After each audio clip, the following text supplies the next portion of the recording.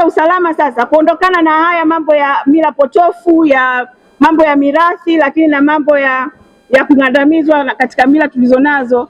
Tunatakiwa kuhakikisha hizi ardhi tunazozipata tunamiliki kwa kupatiwa hati miliki, na hizi hati miliki zipo za aina mbili.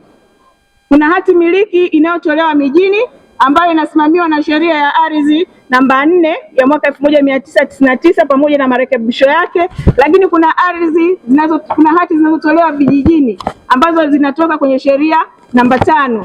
Hizi ni hati miliki za kimila ambazo zinapatikana kule vijijini. Kwa wale wanaishi vijijini pia sheria inawatambua na imewapa haki namna gani wanaenda kumiliki ardhi zao kisheria.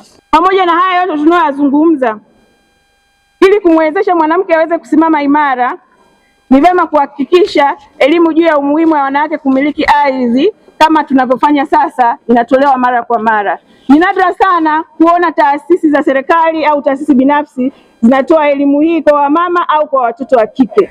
Lakini jambo ambalo tunapenda kusisitiza, tuhakikishe elimu ya masuala ya ardhi tunayatoa kutoka kuanzia sasa katika ngazi ya wasichana. Kama tunavyoona tuna watoto wetu wa kike, ni lazima wawe wanajua misingi ya ardhi ili waweze kuwa wamama bora hapo baadaye.